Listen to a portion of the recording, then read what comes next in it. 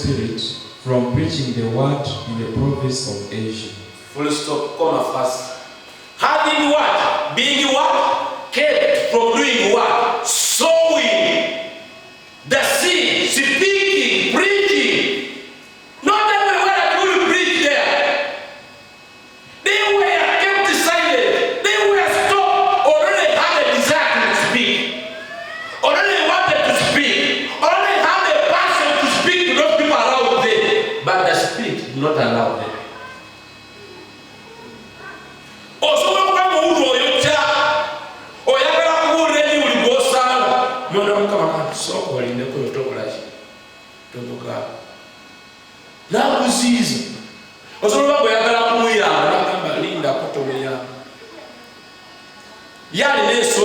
If you want to know them, Uganda deeper, I just go down. And here's the private photography. And yes, I'm going to say, I'm going to see the red web. Ninja Galo Sabina neighbor, or Mopunana Sabi. Ninga was in the boot on Yantoni. When I'm over on the same Nana Barada Baba India, I go Munimiro. Kuanga Primo Sosuchi, Mochi fake. Travel to Pampa Prisos who are going to Vavada Kubachi. Am I? Katamukua may know in the so I didn't know some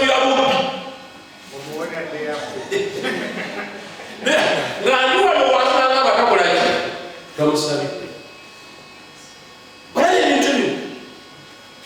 But they had a desire. They were eager to preach to everyone, to say seed of preaching. The word of God is called what? A seed. They were on passion, on fire.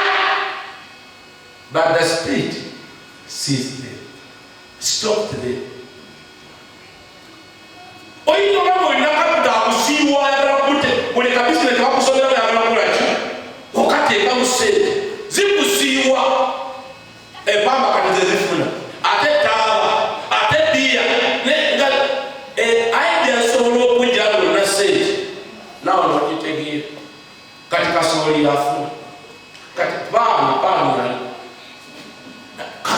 Among the many ideas, which is the right idea?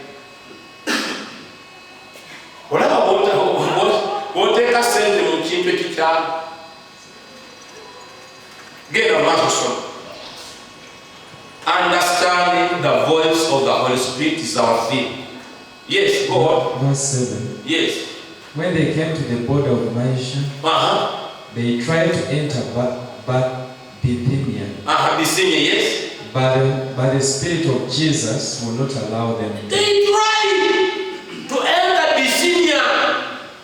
When we are looking for a place to plant a church, I tried that there is a building in Gogena where we Sazamuna or we will go back.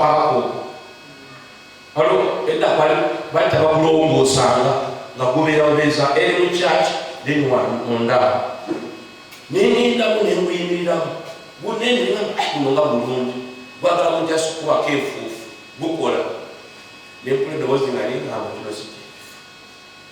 Vow. So they were eager. I was also what? Eager. Seeking the place to establish what? God is what? And the Spirit told me, don't try. This is not the place. But as I kept praying, I saw this house, not in even a dream. While I was walking, I saw it. It just came to me. I told my wife, I have seen that building. You normally pass on. Let us go and inquire about it. Ekintu ekyo osobola okuteeka ekintu bw'oba towulira ddoboozi omutukuvu bw'oba tokulemberwa mwoyo mutukuvu. So we can't harvest much in everything if you are not led. We are not going to sow everywhere, but we need to be led. But leading, when he's leading you, he keeps on giving what? Instructions. He keeps on speaking to you. He keeps on telling you what to do, how to do it, when to do it, where to do it. Cut what we need to take it. Finish up with our scripture. So they passed by. They didn't go to Pisidia, they passed by. Mysia and went down to Troas. They passed through what? Mysia and went to what? To Troas. During the night, Paul had a vision. Now, during the night, Paul had a vision of a man of Macedonia. A man from Macedonia. Standing and begging him. Yes. Come over to Macedonia and help us. After Paul had seen the vision, we got ready at once to leave for Macedonia, concluding that God had called us to preach the gospel to them. Hallelujah.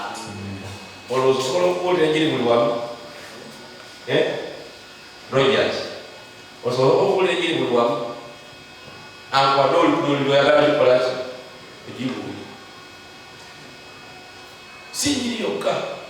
Togenda kuwasa buli mukazi gwosa n'omulinyira tekiri.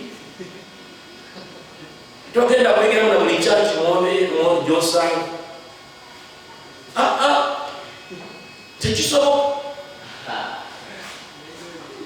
Tekisoboka oluganda abantu bakuwasa waliwo n'abakuloboka okuwasa kwali kwangu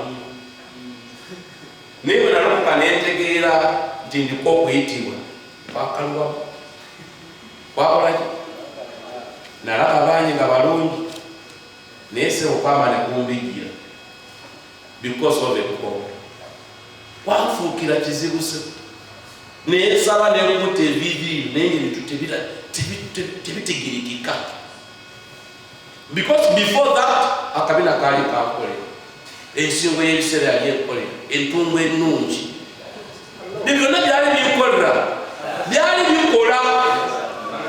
bikola ki family ennungi mwava byali bikola but when you get born again you go an extra mile obyagala but you must go an extra what bwomala okubyetegereza olina ogeringa an extra what mile otunulire ne mu bintu ki ebirala byatwala akasep no ate kositutiza enkampala zino oba ojakirirawo nosanga ayambu agambanya kiki ekigenda mu maaso ezo kisobanga nali mwononyi nyo muli batuukirivu tubibabeera kisoboka oba nze singa galubindi ez'omwoyo omutukuvu mwe muzirina mubeere bamazima emuyinza onyambeko galubindi ezo zembaawo nange nteekemu mubalaba tobalaba naye bemala okulokoka nabalaba ngegamba kutendereza mukama tumutendereze yesu naye ng'anoonya oyo akolaki ali okuyitibwa kwange sina buli muntu oyo yagala kutwala mu nyumba okoleki omuwasa sina buli muntu oyinza okutwala enaife nekuchopping by the time you go to heaven you are pieces. By the time you enter heaven, you are what? Pieces. Because you might want a knife. So you must be careful to listen to the instructions. So although we are eager to preach the gospel, although we are eager to do businesses, although we are eager to marry, not everything you can do it according to your own way. You were bought at a price, you are not of your own. Hallelujah. So we must delay. We must come to a place of trying to understand the voice. They didn't preach anywhere, although they wanted, but the Spirit was stopping them. Until they saw what? A vision. And they concluded that this is where God wants us to do what? To preach. Oh, hallelujah. Amen. We are going to look at the voices of friends. Then you're going to get nachi amalobozi. You're going to get nachi amalobozi. Na ina mfano banga amosi mugezi turabagamba. Na yale lobozi. Hallelujah. Eso ke lobozi yaso ngoba tulina girlfriend toli muntu. Mama yagapne tolimu. Hey, yendo bozo yale profuna yagalo kwa sali mu chimuntu. Sa Mabuda kitu. Amos. Yambangile kala batoli muntu batoli nachi. Girlfriend. Neki muga kabanga mangobera wotia. Kile kabwa no uli. Mabuda, these are voices of what? Friends. Ninataka bakiranga quote ingine kiri muno kabaka ele kabaka roba. Bande ba abakade ba mugamba yali mtabana Solomon. Ba mugamba tiwoboya kala kutufuga. Kola mubyo na bino. Byenyega niyebuza kubavuka ki? Bani. Na kama na baba. Kitange yabakomisa ki? Da what? Mugo gwaki. Ano mugo gwagamba bako. Na yete nyenda bakumusongo kwa scorpion. Atolo za kukulemeza abangala. These were friends of what? These are voices of friends. 1 Corinthians chapter 15. Bad company for us to good what? More. How? By speaking in our lives. But Paul tells Timothy that run out from what? Useful what? Lusts. And join yourself with the people who call upon the name of the Lord with the pure hearts.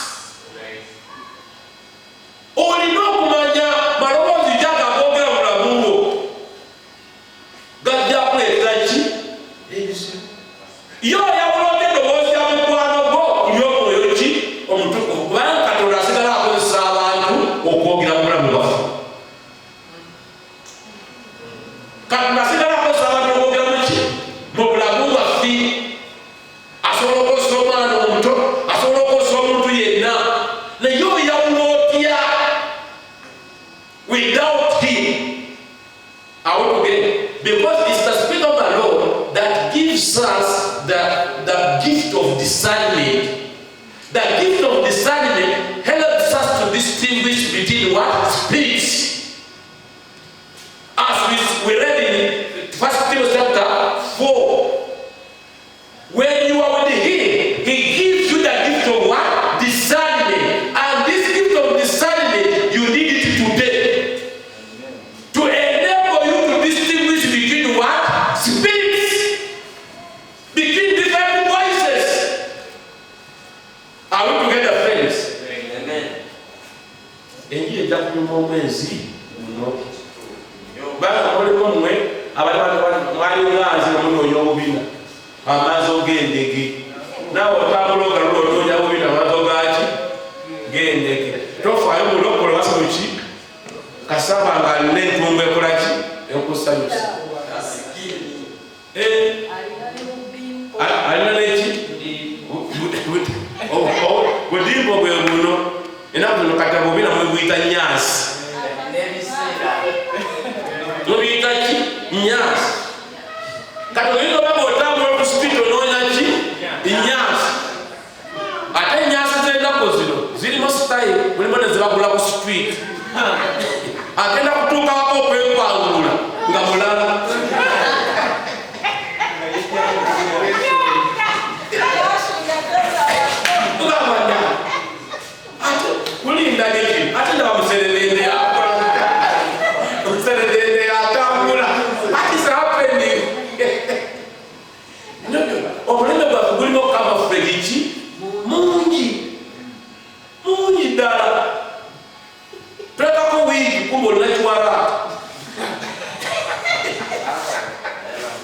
So you need the Spirit to enable you to understand that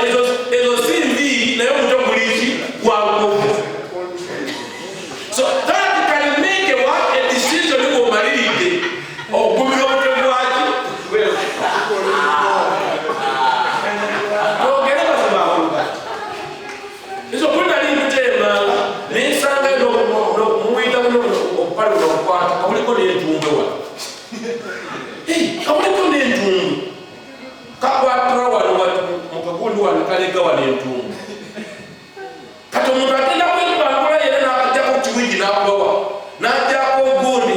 kabina n'ateeka wali n'ajjako entumbwe n'ateeka wali agenda kukyuka wa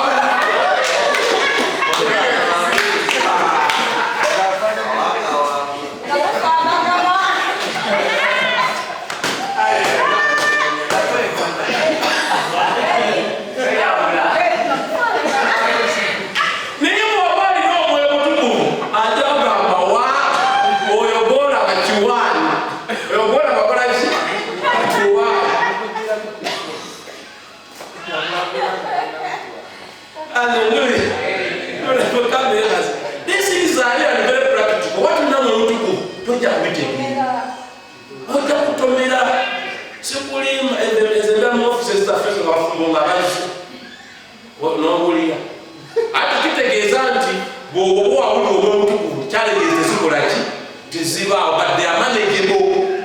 They are what? Manageable. The grace of God is there sufficient for you to manage because God is poor. Are we together, friends? Together,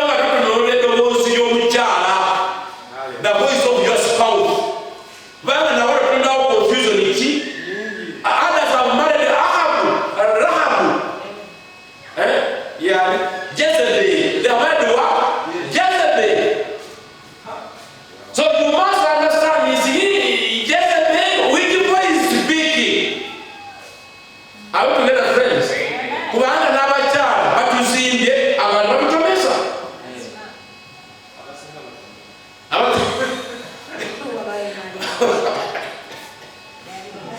Mutende na walugani. Beni hii ngaita mchallenge zizo nasi yaita yakamba what? A wife can make you, a wife can destroy you. Anyaka akuzi. Kubanga yakamba a wife has influence of a woman. But now this was practical what reality. Ngatacha ayomachi mchara kubanga yaita mjali mkurapo linga donaka bikorachi because of the divorce and the issues that we are going on. Now baliza ngagamba is a problem one. Sisi nga Adam. Banga even his wife influenced him Adam. So a wife can make you or can do what? Destroy you.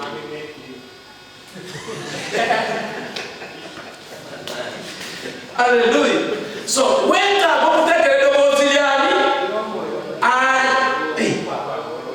I'm walking around or Nudibun, I'm walking around Muchi, Mulala, take an example of Shawi. Jesus did not hate Peter, although the devil or the Satan was using what? Peter to speak to Jesus. But Jesus condemned and rebuked the spirit, the voice that was behind what? Peter.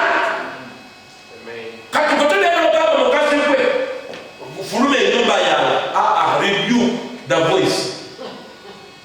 Command the voice to do what? To cease. We stand in power. That's what Jesus said, isn't it? We stand for like the power. They go there no part buku. No part and buku no sila ko buku bolas. Go kasuka. Dai